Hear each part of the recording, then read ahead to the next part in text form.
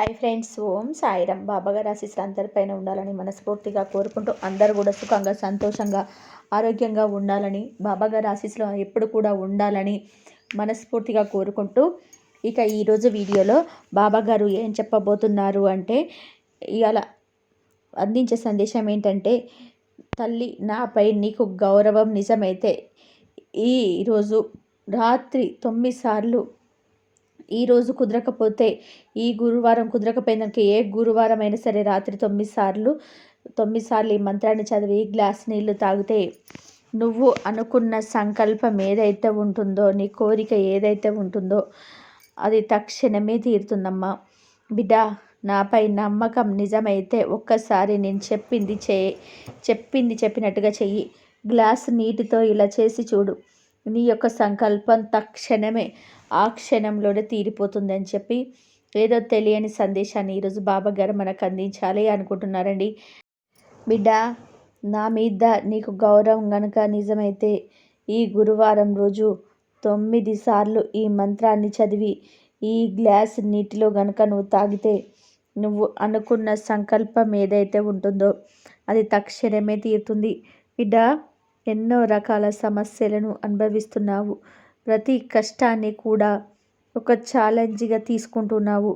ప్రతి ఛాలెంజ్ను కూడా నువ్వు నెక్కుకొని వస్తున్నావు. కానీ ఆ ఛాలెంజ్ని ఎదుర్కొనేటప్పుడు, అంటే ఆ కష్టం అనేది గట్టెక్కేటప్పుడు మనసంతా కూడా అల్లకల్లోలం అయిపోతుంది. ఎన్నో రకాల ఆలోచనలు మనసును నిన్ను తలకిందులు చేస్తూ ఉన్నాయి. నాకే ఎందుకు ఇలా వస్తున్నాయి? బాబా ఏం తప్పు చేశానయ్యా? తెలిసి ఈ జన్మలో నేను ఎవరికి కూడా ఏ అన్యాయం చేయలేదు. కానీ కష్టాలన్నీ కూడా బలుకుకొని నన్నే టార్గెట్గా మార్చుకొని నన్ను హింసిస్తున్నాయి బాబా. నిజం చెప్పాలి అంటే నా భర్తలో మార్పు వస్తుందని చెప్పి ఎదురు చూస్తున్నాను. నేను అనుకున్నవన్నీ కూడా జరుగుతాయి అని చెప్పి కోరుకుంటున్నాను. కానీ నా ఆశ నిరాశ అయిపోతుందే తప్ప నా సమస్యలేవి కూడా పరిష్కారం అవ్వటం లేదు బాబా. ఒక్కొక్కసారి అనిపిస్తుంది, నిజంగా మీరున్నారా లేదా అని చెప్పేసి. అయితే నీ యొక్క ప్రతి కష్టాన్ని కూడా అన్నిటినీ కూడా ఆలకిస్తూనే ఉన్నాను. ఈ క్షణం నీ మనసులో ఏ సందేహం అనేది నీ యొక్క మనసు నిన్ను అడుగుతూ ఉందో అది కూడా చెప్పగలను. అంటే నీ వెన్నంటే ఉన్నాను అనే కదమ్మా అర్థం. అయితే ఇంకెందుకు సంకోచిస్తున్నావు? మరి ఈ కష్టాలన్నింటికి కూడా కారణం ఏంటి బాబా?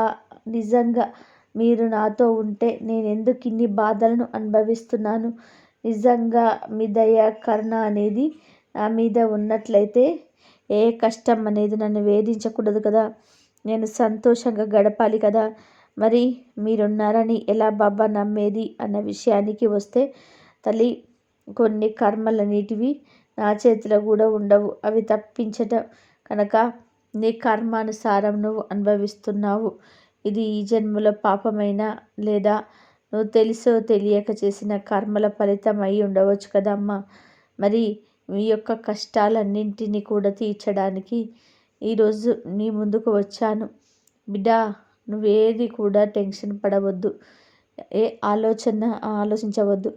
నువ్వు ఆలోచించడం వలన ఈరోజు అనేది గడిచిపోకుండా ఉంటుందా? ఈ గంట అనేది ఆపే శక్తి నీకు ఉంటుందా? మరి ఎందుకమ్మా ఇంత ఆలోచన?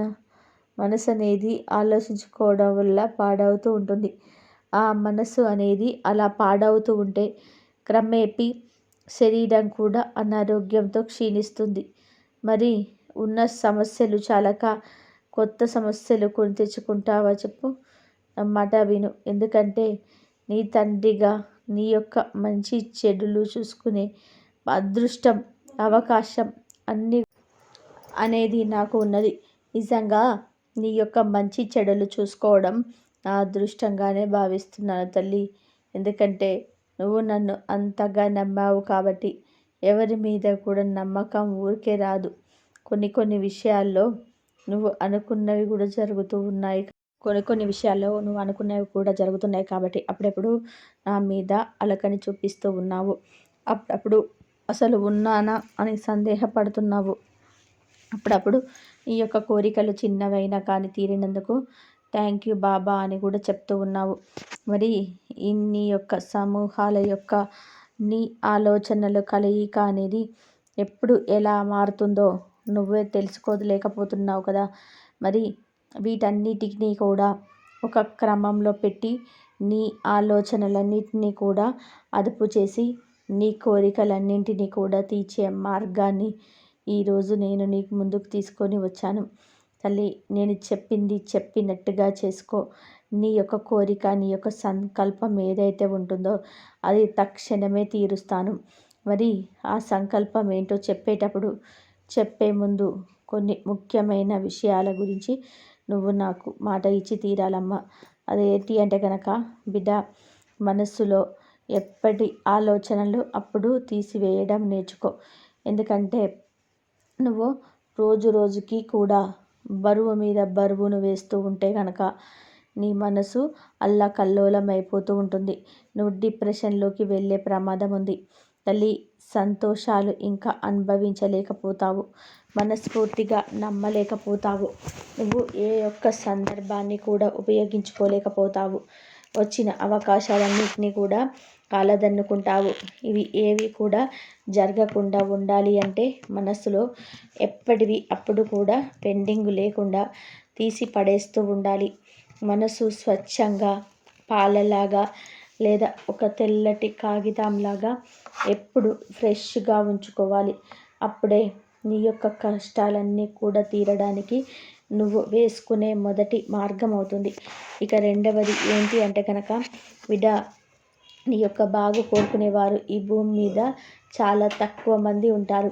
ఆ తక్కువ మందిలో మనస్ఫూర్తిగా నిజంగా నువ్వు బాగుపడితే సంతోషపడేవాళ్ళు, ఏ కల్మషం లేకుండా నిన్ను ప్రేమించేవాళ్ళు ఒక నీ తల్లి తండ్రి మాత్రమే తల్లి. మరి ఆ తల్లి తండ్రి చెప్పిన మాట వినకపోతే ఎలా చెప్పు? కనుక నీ తల్లి తండ్రి చెప్పే మాట వినడం నేర్చుకో. నువ్వు ఆనందంగా ఉండే ప్రయత్నం చెయ్యి. ఎవరేమన్నా అనుకుంటారేమో, లేదా ఇది చేస్తే నన్ను తప్పుగా భావిస్తారేమో, లేదా ఇది చేస్తే నలుగురిలో నాకు విలువనివ్వరేమో, ఇటువంటి యొక్క మనసును బాధ పెట్టుకునే విషయాలు మనసు దాకా తీసుకోవద్దు. ఎందుకంటే ఇది నీ జీవితం.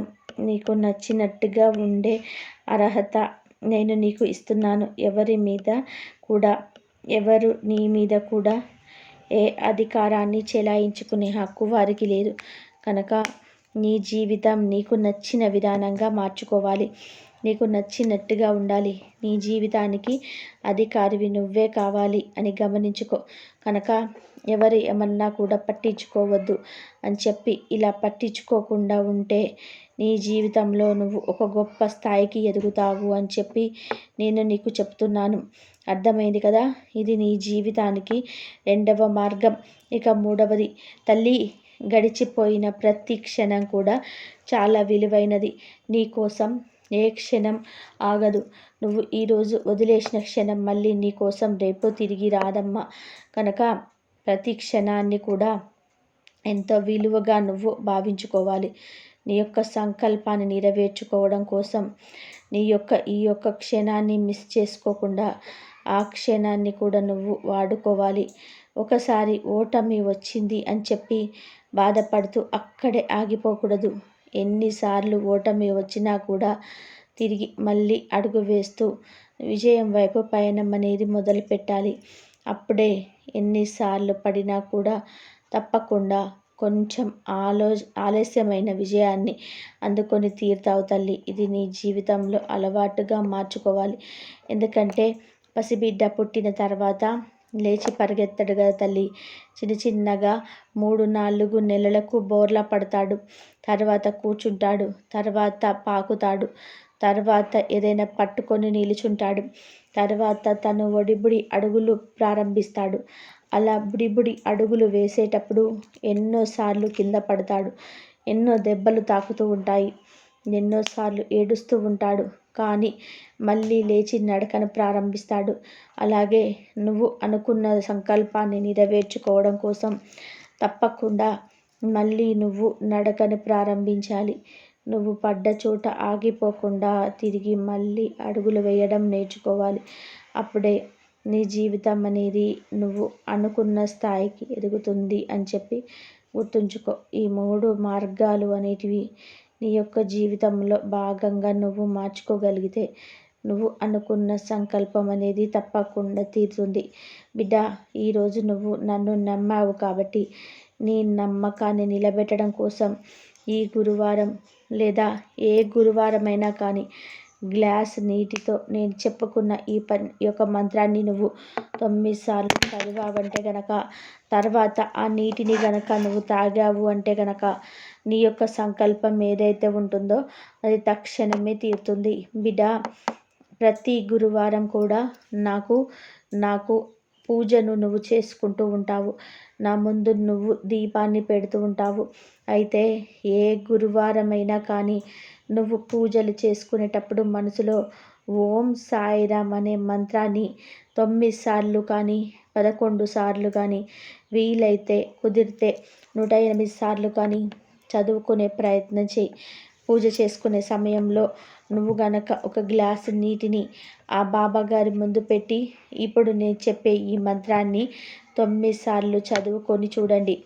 అయితే ఈ యొక్క మంత్రం అనేది 3 లైన్లుగా ఉంటుంది.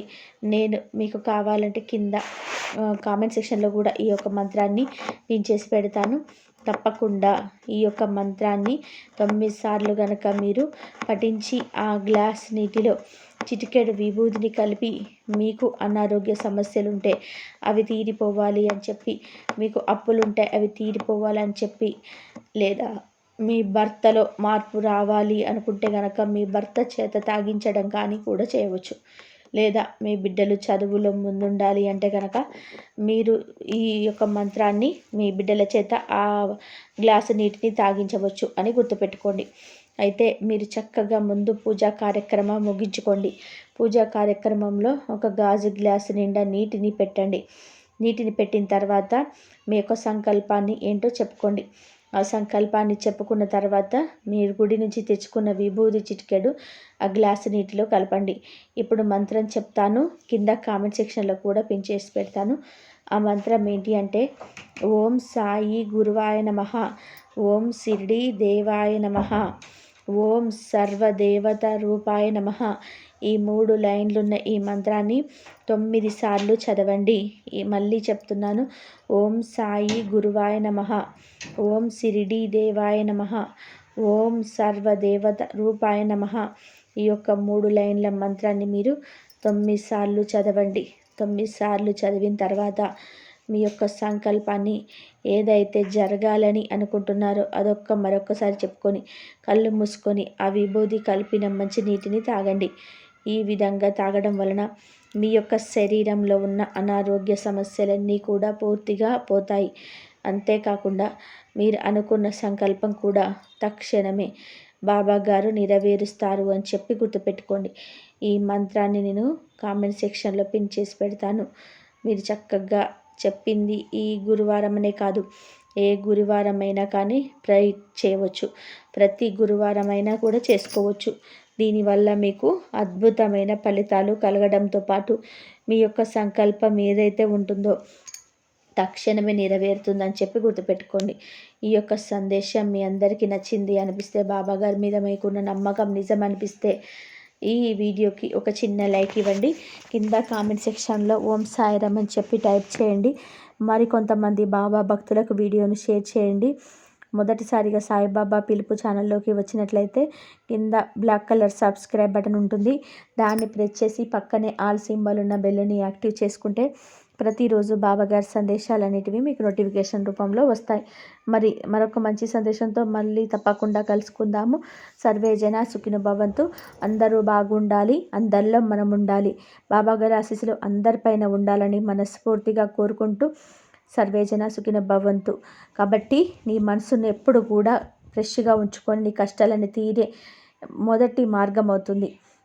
అన్నిటికీ కూడా నువ్వేదైనా సరే నువ్వేసుకునే బాగు కోరుకునే వాళ్ళు నీ భూమి మీద చాలా తక్కువ మంది ఉంటారు. ఆ తక్కువ మందిలో మనస్ఫూర్తిగా నిజంగా నువ్వు బాగుపడితే సంతోషపడే వాళ్ళు కూడా ఏ కల్మషం లేకుండా నేను ప్రేమించే వాళ్ళు ఒక్క నీ తల్లి తండ్రి మాత్రమే అని చెప్పి బాబాగారు అయితే ఈరోజు మనకు చెప్పారు కదండి. ఆ తల్లిదండ్రులు చెప్పిన మాట కనుక వినకపోతే ఎలా చెప్పు. కనుక నీ తల్లి తండ్రి చెప్పిన మాట వినడం నేర్చుకో. ఆనందంగా ఉండే ప్రయత్నం చేయి.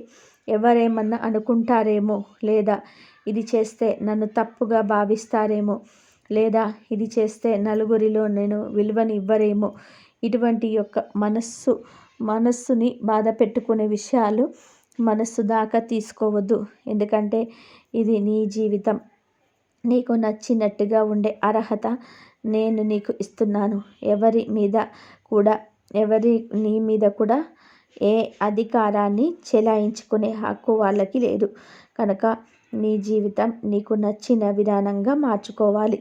సర్వేజన సుఖినో భవంతు. ఓం సాయిరామ్.